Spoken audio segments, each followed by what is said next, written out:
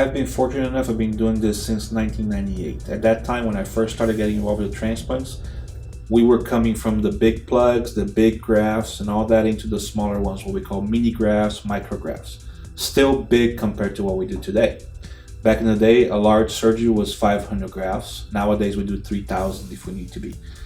With the evolution of the knowledge and the experience and technology, also insertion of the microscopes in the operating room and the large magnification that we didn't have before, we were able to produce results that are much more natural. Today we're down to the follicular unit technique, which basically uses the same natural groupings of the hairs back here, and we place them the same way they grow in the back of the head. So you get the best growth and the most natural results.